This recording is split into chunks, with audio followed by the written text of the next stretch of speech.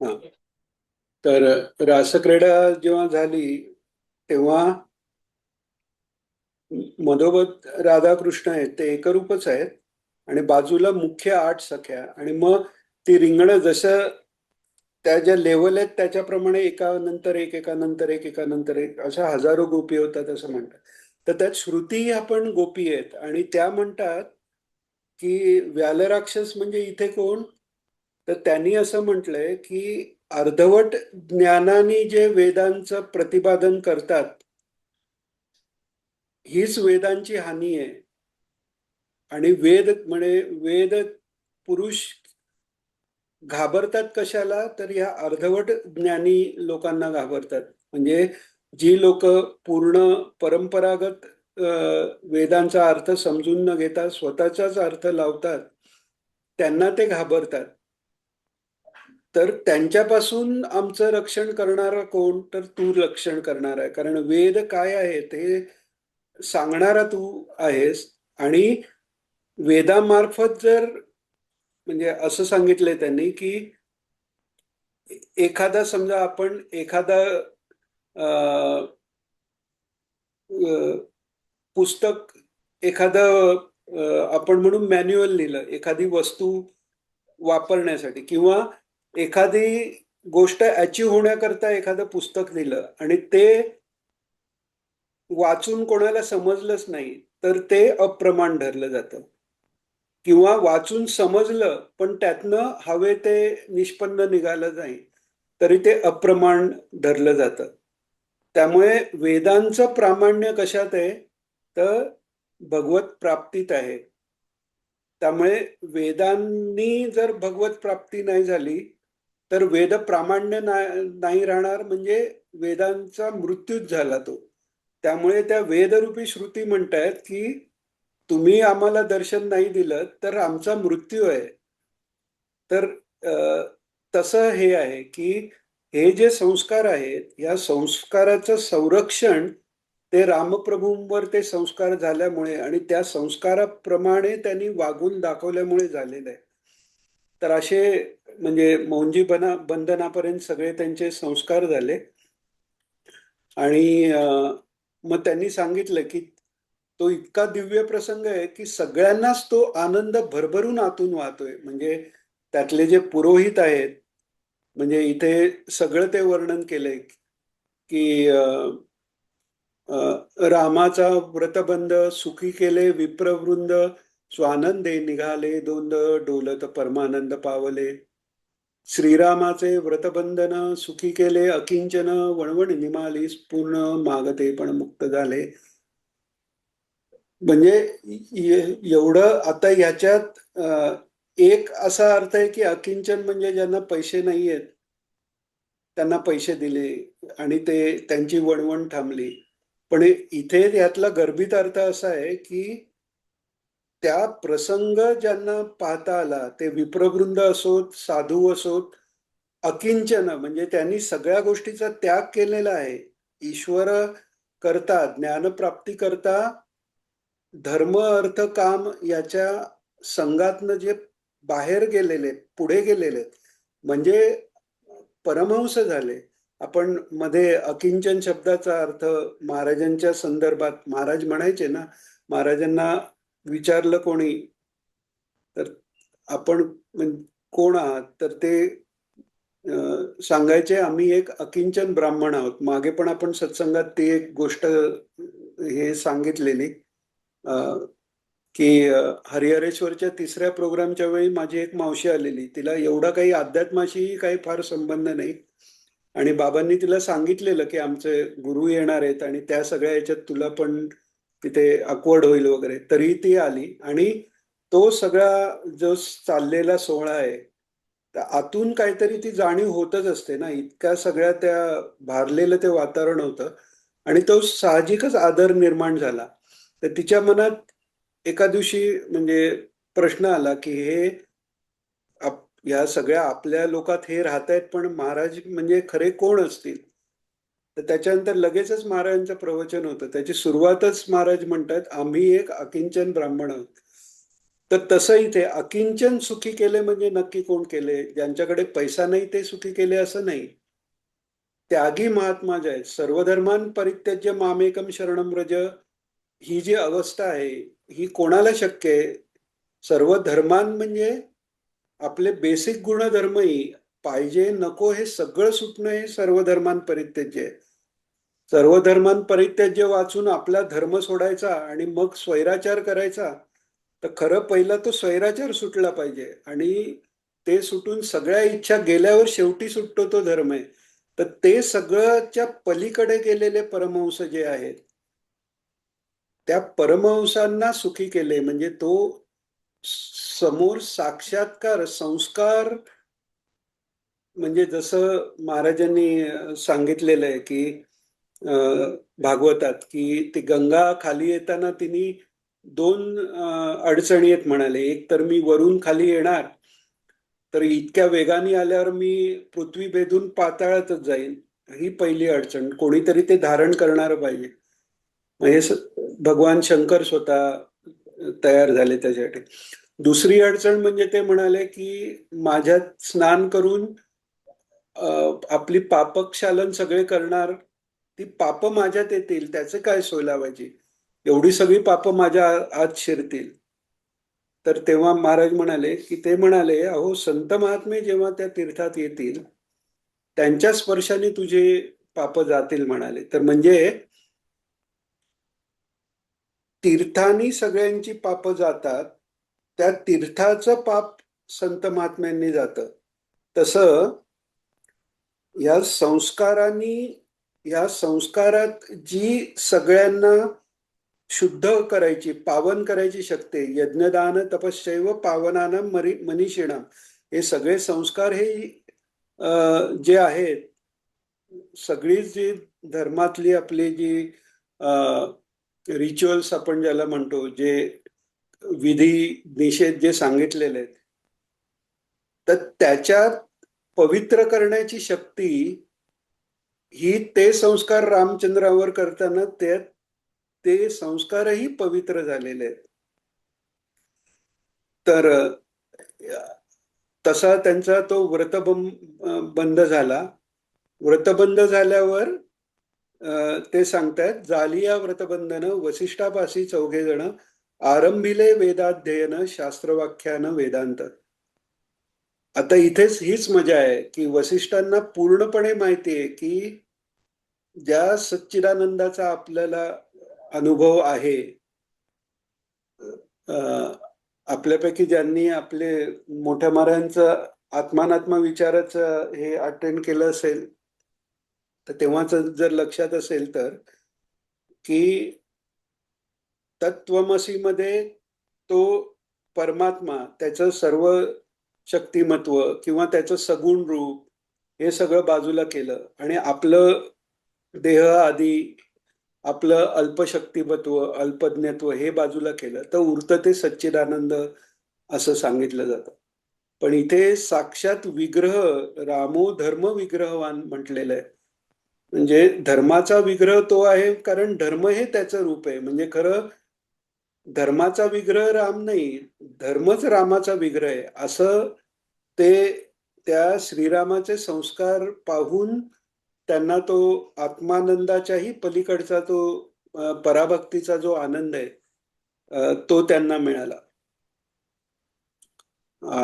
आणि तेच इथे वशिष्ठांचं विशेष असं की तो असा पूर्ण सच्चिदानंद घन परमात्मा समोर आहे, पण त्यांची भक्ती गुरु म्हणून आहे. जसं वात्सल्य भक्तीत आई मुलाचं पालन करते, तसं मी गुरु आणि हा परमात्मा माझा शिष्य अशा रूपाने त्यांना शिकवणं. म्हणजे हे तर वेदज्ञान झालंच, पण शिवाय योग वासिष्ठाचा जो उपदेश आहे, भगवान रामचंद्रांना योग म्हणजे उपदेश तो वसिष्ठ महर्षीने केला आणि त्यांनी सगळ्याच जीवांचं कल्याण झालेलं आहे. नाना महाराज सांगायचे, जर वाचनाची सुरुवात करायची असेल अध्यात्माची, तर भागवतापासून सुरुवात करावी आणि योग वसिष्ठांनी शेवट करावा.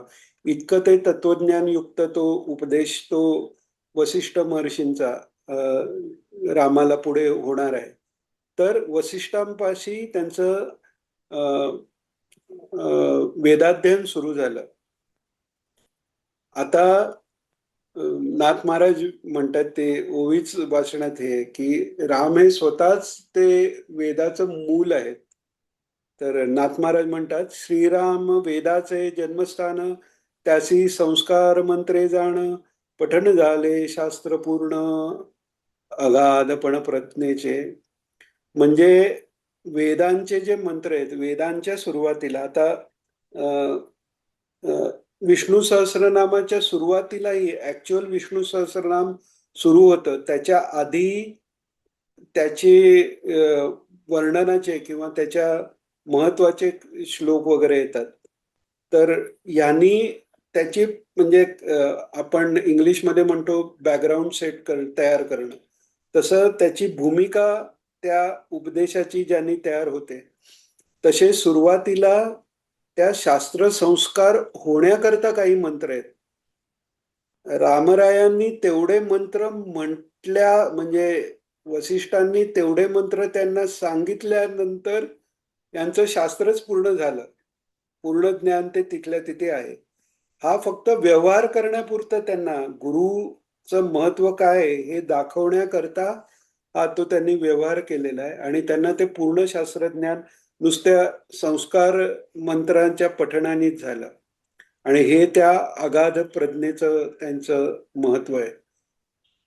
जन्मल्याबरोबरच प्रज्ञा ज्याची आहे, आपल्यासारख्यांना बुद्धी अवस्था, मग त्याच्यात सद्बुद्धी आणि ती पण त्याचा उच्चतम अवस्थेतनं मेधावस्थेत, मग त्यातनं मेधावी छिन्न संशया होणं ही फार पुढची अवस्था आहे. विशुद्धी चक्राचा भेद व्हावा लागतो, तिथपर्यंत जावं लागतं. तेव्हा मेधावी आणि छिन्न संशया असा तो साधक होतो. आणि त्याच्या पुढे प्रज्ञेचा प्रांत आहे. पण हे भगवान साक्षात आहेत, ते प्रज्ञावानच आहेत.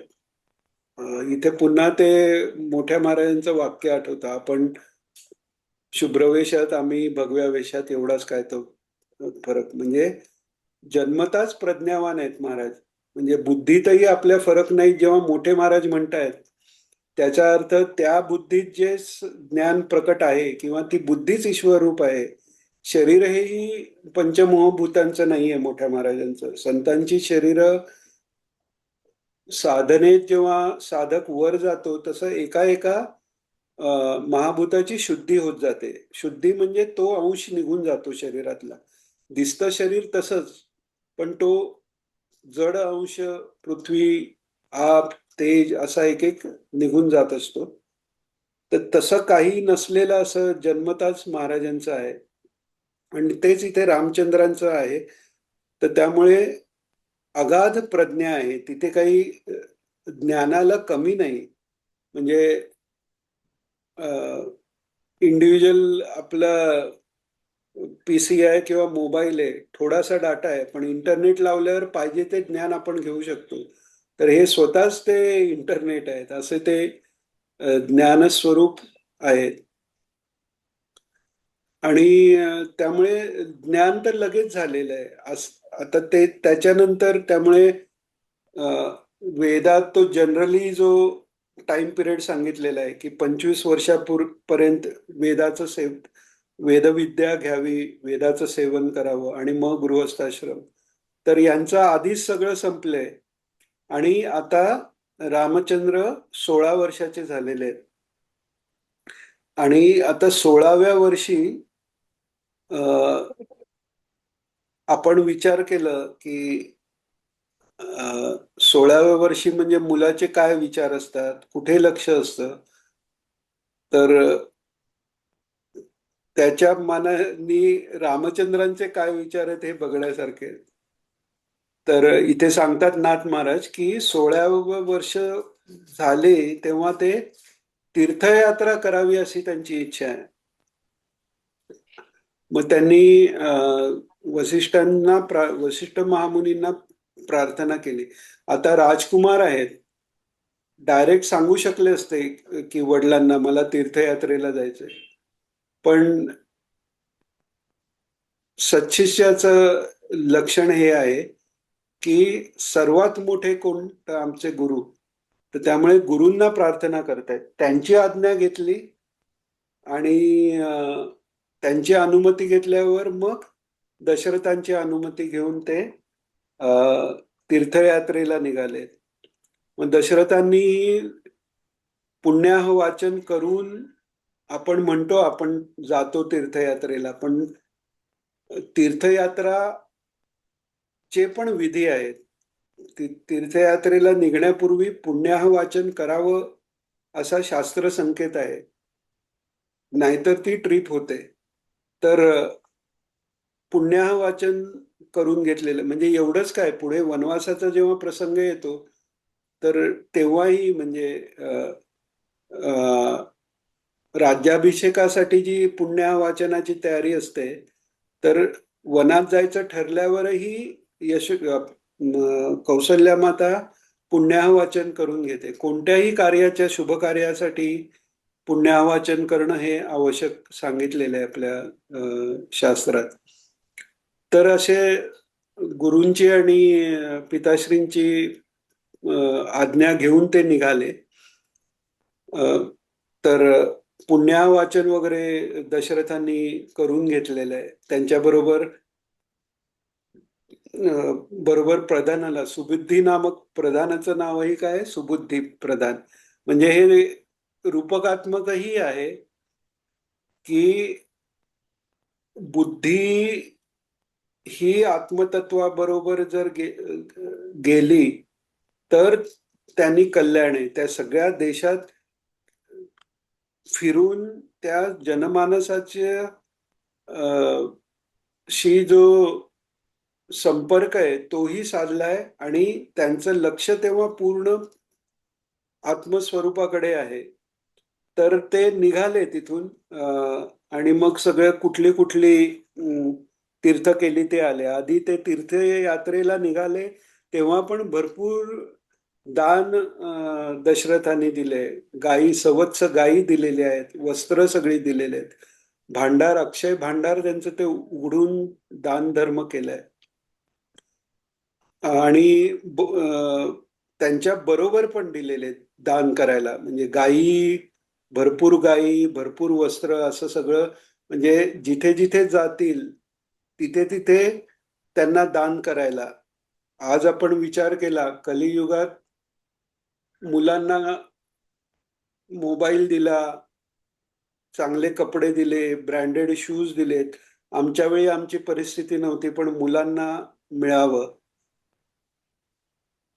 त्या ह्याच्यात हे विचार पण येत नाहीयेत की 16व्या वर्षी मुलाला नुसतं तीर्थयात्रेला नाही, त्यांना दान पण करण्यासाठी, म्हणजे इतकं ते भिनलेलं आहे. यज्ञदान तपश्चैव पावनानां मनीषिणाम, हे इतकं भिनलेलं आहे. तर ते थोडंसं आपल्या आयुष्यात आपल्याला आणता येईल. मोबाईल किंवा हे मुलांना देऊ नये असं हा सांगायचा मुख्य उद्देश नाही, पण त्याबरोबर ह्या गोष्टीही त्यांच्यापर्यंत पोचल्या. कुठे गेलं की त्यांनाही ट्रिपला जाण्यापेक्षा तीर्थयात्रा करणं हे कसं वेगळं हे माहिती असणं हे आवश्यक आहे, आणि ते आपल्याकडनंच कळू शकणार. असे ग्रंथ वाचल्यानेच कळू शकणार. तर सुबुद्धी प्रधान समवेत ते निघालेले आहेत. सगळं दान धर्म करायसाठी पण गोष्टी त्यांच्या बरोबर दिलेत. त्याच्यानंतर वेगवेगळ्या नद्या, सिंधू संगम इथे गेलेले आहेत. पुण्यभूमी, पुण्याश्रम, प्रयाग केलाय त्यांनी, पंचग्राम केलेला आहे. हे सगळ्या तीर्थ त्यांनी केली. त्याचं आपण नावं फक्त घेऊ, सगळे श्लोक, पण नावं घेणं महत्वाचं आहे. कारण तीर्थांच्या नावाच्या उच्चारणानेही पवित्रता येते. आणि इथे राम त्या तीर्थावर गेलेले हा उल्लेख आहे, म्हणजे ते अजून एक विशेष त्याच्यात आपल्या बुद्धिशुद्धीसाठी ते उपयोगी पडणार आहे. तर मग कुठे कुठे गेलेत रामप्रभू, तीर्थयात्रा कुठे कुठे केल्यात, आणि प्रत्येक ठिकाणी त्यांनी शास्त्राप्रमाणे सगळे विधी केलेत तीर्थयात्रेचे. तर प्रयागादी पंचग्राम केलेले आहेत, पंचप्रयाग केलेले आहेत त्यांनी, हिमालयात गेलेत, हिमालयाच्या दुर्गम ठिकाणी गेलेले आहेत, बद्री के बद्रिकाश्रमात गेलेत, बद्रिकाश्रमातून पंचप्रयाग, वेदप्रयाग, पंचप्रयाग कोणते तर वेदप्रयाग, शिवप्रयाग, कर्णप्रयाग, ब्रह्मप्रयाग आणि अतिगुप्त प्रयाग. त्याच्यानंतर शरयूच्या काठाने तर गेलेच, सुवर्णभद्रा, शरयू आणि गंगा त्याच्या संगमाला गेले, त्यालाच पूर्वप्रयाग म्हणतात. तिथून मग कृष्णावेणीला पण आलेले आहेत, हा एक विशेष उल्लेख आहे. कृष्णावेणी संगम जो आपण वाडीला संगम आहे, तर तिथेही भगवान रामचंद्र येऊन गेलेले आहेत. आणि त्यामुळेच तिथेच पुन्हा नंतर नरसिंह सरस्वती म्हणून आले तेव्हा पण तिथे राहिले प्रभू, आणि महाराजांचा अवतारच तिकडेच झाला. तर म्हणजे थोडक्यात म्हणजे वाडी क्षेत्राच्या इथे येऊन गेलेले आहेत रामचंद्र. तर कृष्णावेणी, त्याच्यानंतर त्रिवेणीला माघस्नान त्यांनी केले. नंतर त्याच्याबरोबर जी जी वन आहेत, वन तपोवन, तपस्वी मुनींची, म्हणजे जसं आता आपण ऐकतो भागवताच्या सुरुवातीला नैमिषारण्यात सगळे ऋषी जमलेले आहेत, म्हणजे मोठे मोठे आश्रम, कित्येक ऋषी असायचे तेव्हा या वनप्रदेशात, म्हणून ते वनप्रदेशाची ही यात्रा त्यांनी केली. त्याच्यानंतर त्यांनी जे जे काही पावन पुण्यभूमी असतील तिथे सगळीकडे गेले. म्हणजे हे थोडक्यात रिचार्जिंग आहे, चार्जिंग आहे. सगळीकडे ज्या लोकांसाठी पापनाशाच्या, आध्यात्मिक उन्नतीच्या ज्या ज्या जागा आहेत त्या सगळ्या चार्ज करून येण्याचं काम केलंय रामप्रभूंनी इथे. तर पुष्कर तीर्थही तीन आहेत, तर तिन्ही पुष्कर तीर्थ केली. नैमिषारण्य, धर्मारण्य, चंपकारण्य, ब्रह्मारण्य, आणि महापंथाला लागलेले ज्ञानी जे आहेत ते जिथे राहतात असं वेदारण्य, जिथे सगळेच वेदज्ञ ऋषी आहेत तिकडेही गेले ते.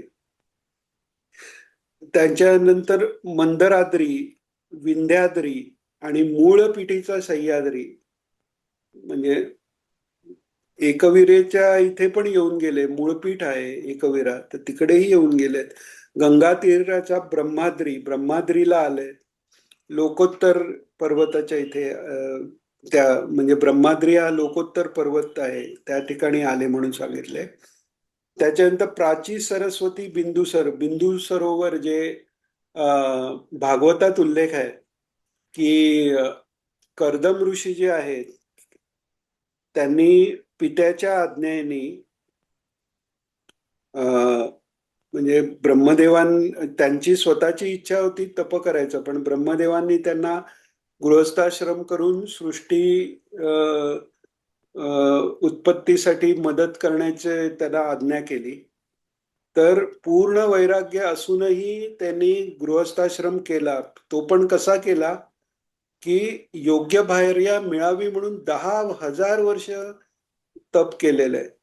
की सहधर्मचारिणी, सहधर्मचारिणी का म्हणतात बायकोला, बरोबर आपल्या धर्माचं आचरण करणारी अशी जी पतिव्रता आहे तिला अर्धा भाग मिळतो. तसं जर नसेल तर अर्धा भाग मिळणार नाही. तशी जी आहे पती बरोबर, तसं त्याच्या जोडीला जोड देऊन पूर्ण धर्ममार्गात जी सहाय्य करते अशी ती सहधर्मचारिणी. तर तशी मिळावी म्हणून 10,000 वर्ष तपश्चर्या केली, आणि मग ते देवहूतीशी त्यांचं लग्न झालं वगैरे. आणि तर त्यावेळी त्या कथेत पुढे येतं की भगवान विष्णूंनाही आनंद वाटलेला आहे की पित्याच्या आज्ञेकरता त्यांनी स्वतःचं आत्मसुखही बाजूला टाकून एवढा सगळा हे केला, म्हणून ते आनंदाश्रू जिथे पडले त्याला बिंदू सरोवर नाव दिले. तर ते बिंदू सरोवरालाही रामचंद्र गेलेले आहेत. पर्यंत बिंदू सरोवर, नंतर धर्मालय, कुरुक्षेत्र, कुरुक्षेत्रालाही आलंय धर्मालय. ज्वालामुखी पंजाबच्या आसपास कुठेतरी तो ज्वालामुखी स्टेशन पण आहे म्हणे आता. तिथे एक डोंगर आहे, तर पूर्वी कधी असेल तिथे ज्वालामुखी, तिकडे जाऊन आले. त्याच्यानंतर तिन्ही गया, विष्णू गया अधिक तिन्ही गयेचं दर्शन केलं. दर्भ स्तंभाचा स्पर्श केला. ब्रह्मयोनीचं अवलोकन, गायत्रीचं ध्यान संध्यावटीच्या इथे केलेलं आहे. ब्रह्मावर्त, गोमती तीर, हिरण्यासहित सागर, सागरावरती शंखोद्धार. शंखोद्धार क्षेत्र म्हणजे प्रभासाच्या जवळ आहे, जे शाप यादवांना झाल्यानंतर भगवान सगळ्यांना घेऊन गेले ना, शंखोद्धार क्षेत्राला गेले आणि मग नंतर प्रभास. तर ते शंखोद्धार क्षेत्राला गेले. वेदोद्धार क्षेत्र जिथे श्रीहरी करतायत, वेदाचा उद्धार श्रीहरींनी जिथे केला ते शंखाद्वारे. शंख हे मांगल्याचं प्रतीक आहे. त्या ध्रुवालाही शंखाचा स्पर्श केलाय भगवानांनी. तर ते शंखोद्धार क्षेत्र. सप्तपुरी. आता विशेष म्हणजे सप्तपुरीमध्ये अयोध्या जशी आहे तशी द्वारकाही आहे, म्हणजे द्वारकेचाही उल्लेख आहे. आता हे कसं काय, तर ही चतुर्युग परत परत होत असतात आणि या प्रत्येक चतुर्युगात भगवानांचा रामावतारही होतो, कृष्णावतारही होतं. तर हा पूर्वयुगातल्या द्वारका असं इथे धरायला लागतं. मग सप्तपुरी झाल्या नंतर 12ही ज्योतिर्लिंग त्यांनी केली. प्रभास, सोमनाथ हे सगळं केलं. पंचकृष्णा, त्याच्यानंतर मूळ माधव इकडे गेले. आता पुढे तेच चाले. द्वारकेचा कल्याण कृष्ण, दुजा शंख नारायण, तिसरा पिंडारकी काळ कृष्ण, चौथा जाण गड दामोदर, मूळचे निज मूळ स्थान, मूळ माधव पाचवा कृष्ण. या 5 कृष्णांचे दर्शन केले. म्हणजे आपण या टाइमच्या आत अडकलेले आहोत. जसं अर्जुनानी पण श्रीकृष्णांना विचारलं ना, श्रीकृष्ण जसं म्हणतात की पूर्वी हा मी उपदेश मनूला केला आणि मनूनी इक्ष्वाकूला केला, आणि मनूच्या आधी विवस्वान म्हणजे मी सूर्याला केला. विवस्वान सध्याचा जो सूर्य आहे त्याचं नाव विवस्वान आहे. तर मी विवस्वानाला उपदेश केला. विवस्वानाचा पुत्र हा वैवस्वत मनू आणि त्यांनी इक्ष्वाकू, असं मी गीता सांगितली असं भगवान म्हणतात. तेव्हा अर्जुनी ते म्हणतो की तू तर आत्ताच आहेत आणि सूर्यदेव तर आधीच आहेत, तर तू त्यांना उपदेश केलास हे कसं काय. मग भगवान सांगतात की तुझेही भरपूर जन्म झाले, माझेही भरपूर जन्म झाले, फक्त मला त्याचं ज्ञान आहे, तुला त्याचं ज्ञान नाही, वगैरे वगैरे. तर यात सांगायची गोष्ट अशी की प्रत्येक चतुर्युगात हे अवतार होतच असतात. त्यामुळे कोणता आधी कोणतं नंतर असं ठरवता येत नाही, कारण हे कालचक्र आहे. काल लिनियर नाहीये, चक्राकार आहे, आणि त्यामुळे तो नेव्हर स्टार्टिंग आहे.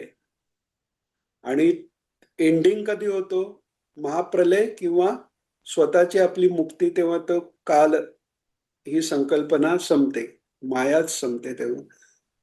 तर हे 5ही कृष्णांची दर्शनं त्यांनी घेतली. आणि त्याच्यानंतर गंडकी नदी. गंडकी नदी म्हणजे राजा भरत जिथे तपश्चर्येला बसले, मग त्यांना तो अर्णाच्या पुत्राचा मोह झाला वगैरे, ते गंडकी नदीच्या किनारी तपश्चर्येला बसले.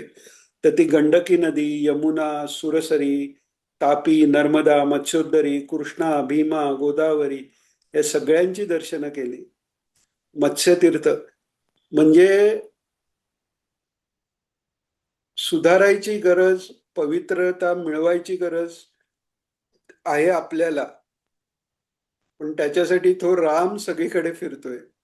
आणि हेच आहे आपल्या सद्गुरूंचे. म्हणजे सद्गुरूंची सेवा आपण काय करणार की आपलंच ते सगळं सांभाळतायत, म्हणजे आपलीच सेवा आपल्या सद्गुरूंना करायला लागते. याची जाणीव जरी थोडी राहिली आपल्याला तरी त्यात कल्याण आहे.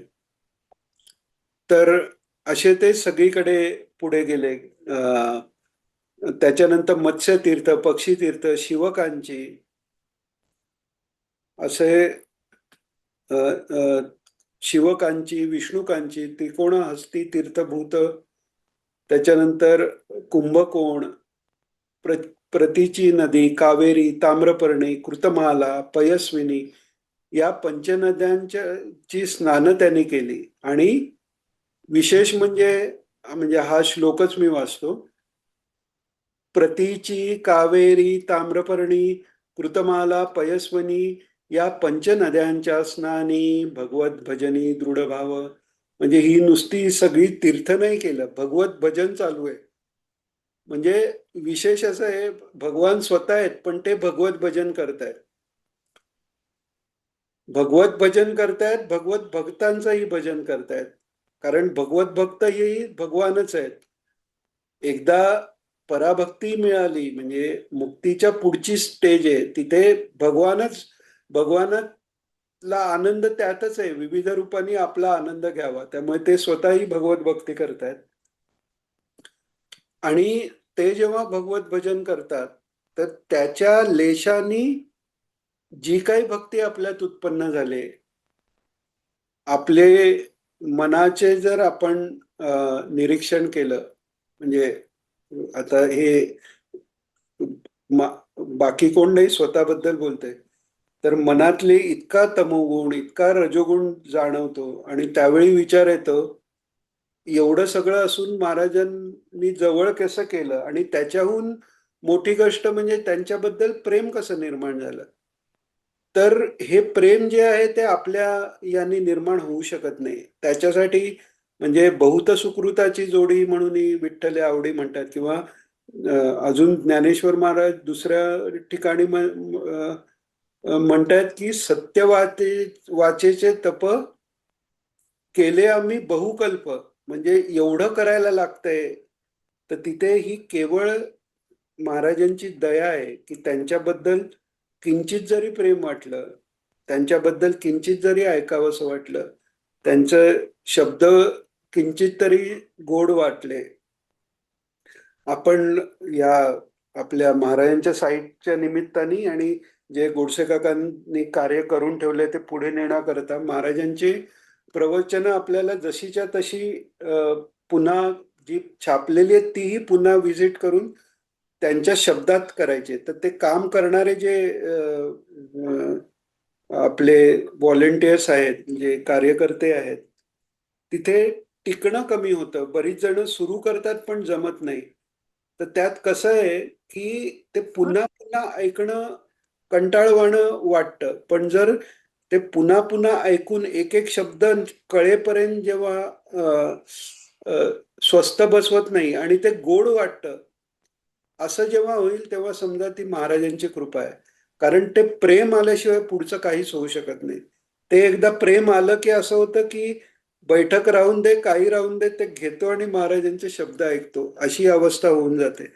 तर किंचितही ईश्वराबद्दल प्रेम उत्पन्न होणं हे आपलं कर्तृत्व नाहीये. त्यांनी दया केली तर ते उत्पन्न होऊ शकतं आणि त्याच्याकरता त्यांचीच प्रार्थना करावी लागते.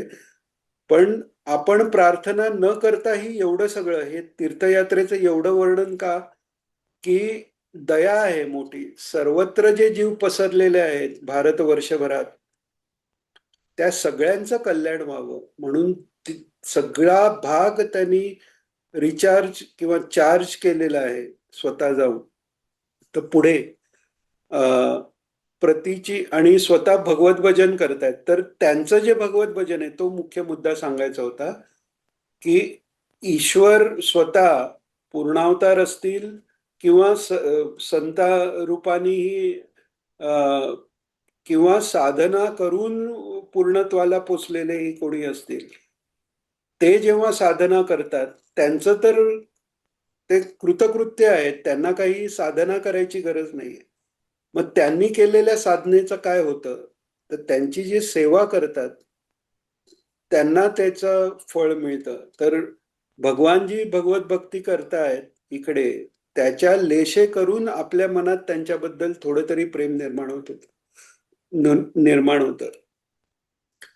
तर हे भक्तवात्सल्य आहे की सगळीकडे 16वं वर्ष आहे, त्या 16व्या वर्षी सगळीकडे फिरलेले आहेत ते. आणि मग पुढे कुठे कुठे गेले ते तर कन्याकुमारी झाली. आता हा सॉरी, कन्याकुमारी व्हायचे. प्रतीची कावेरी ताम्रपर्णी कृतमाला पयस्विनी या पंचनद्यांच्या स्नानी भगवत भक्जनी दृढभाव हे झालं. मग कुमारी, तिथे जनार्दनाची भेट घेतली. शेषशाही अनंत भगवानांची भेट. नंतर दोन्ही कावेरी आणि श्रीरंग पट्टणमला गेले. मग अगस्तीच्या आश्रमाला भेट दिली. नंतर चिदंबर क्षेत्री गेले, कमलालयी गेले, काशीला गेले, अरुणाचळी पण गेले. आता पुन्हा आपण आता थोडासा तो विषय घेतलाय, पण तेच आता नाथ महाराज सांगतायत. श्री रामतीर्था तीर्थभूत मोक्षामुक्ती श्री रघुनाथ, तो तीर्थयात्रा करत लोकसंग्रहार्थ स्वलीला. म्हणजे हे लोकसंग्रहार्थ आहे. आता लोकसंग्रह म्हणजे काय? लोक मिळवणं, पॉप्युलॅरिटी मिळवणं, याला लोकसंग्रह नाही म्हणत. संग्रह म्हणजे त्या सर्व लोकांची बुद्धी सन्मार्गाला लावणं, ह्याला लोकसंग्रह म्हणतात. तर एक तर स्वतः तीर्थयात्रा करून, मी ईश्वर असून मी तीर्थयात्रा करतोय. आणि त्या कशा करतोय? तर भगवत भजना सकट. भगवत भजन न करता तीर्थयात्रा, मग ती थोडीशी ट्रिप होते. फळ मिळेल, त्या क्षेत्राच्या प्रभावाने फळ मिळेल, पण एखाद्याला तीर्थक्षेत्री जाऊन साक्षात्कार होतो, तर दुसरा नुसताच गढूळ पाणी पाहून परत येतो. तर हा श्रद्धेचा फरक पडत असतो. तर इथे भगवान स्वतः दाखवून देत आहेत की मी ज्या अर्थी तीर्थाला जातो, तर म्हणजे तुम्ही तर जायलाच पाहिजे. आणि दुसरं म्हणजे ती सगळ्या तीर्थाचं तीर्थपण ते एस्टॅब्लिश करून देतात, त्याच्यात पवित्रता आणतात. म्हणजे मोक्षाला, मोक्ष हे जे डेफिनेशन आहे त्याला बळकटी देण्याचं, त्याला कैवल्य रूप करण्याचं हे काम रघुनाथ तिथे जाऊन जाते.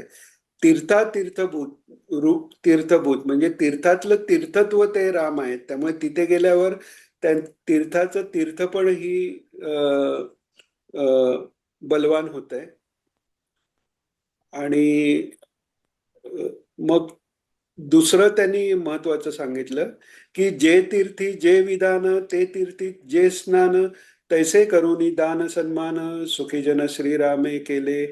ज्या ज्या तीर्थाला जे जे तिकडची पद्धत असेल,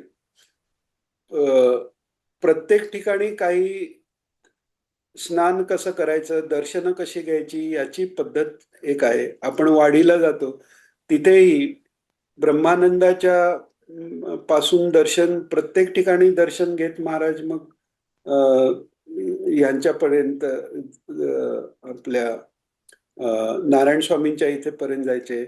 त्या रामचंद्र योगींची इथे प्रदक्षिणा, त्याच्यानंतर मग खाली दर्शनाला. तर ते एक तो सिक्वेन्स आहे, ते सगळं पाळून रामचंद्रांनी त्या सगळ्या हे केल्यात. कधी कधी काय होतं, आपल्याला आपल्याच आळसाला आपण आपल्या अध्यात्माचं नाव देतो की आपण काय दीक्षा झालेली आहे, इथे बसलो की तिथल्या तिथे ते सगळं आहे, मग इतकं सगळं करायची काय आवश्यकता आहे. जर करायचं असेल तर हे असंच केलं पाहिजे, तर त्याचं फळ आहे, हे दाखवून देण्याकरता रामप्रभूंनी स्वतः हे सगळं, आणि महाराजांनीही तेच केलं. अजून आठवते काशीला जेव्हा आम्ही गेलेलो 83 साली, तेव्हा त्या त्रिवेणी संगमावर वेणीदानाचा हे असतो. तर त्यात म्हणजे जे नवरा बायको आहेत त्यांनी बायकोची वेणी घालायची आणि मग शेवटचं टोक फक्त कापून देतात. तर आजीची म्हणजे आईसाहेबांची इतकी व्यवस्थित वेणी, बाकी सगळ्यांनी, आमच्या वडिलांनी तर, माझ्या आईचे केस खूप महाग होते, त्यांना तर ते काय धड जमतच नव्हतं. पण महाराजांनी वरून खालपर्यंत इतकी रेख, अजून माझ्या म्हणजे जसंच्या तसंच दृश्य समोर आहे इतकी व्यवस्थित वेणी कोणी बायका नाही घालू शकणार, इतकी व्यवस्थित ती वेणी घातली. तर सांगायचं असं की जिथे जिथे जे जे जसं सांगितलंय तसं त्यांनी केलं.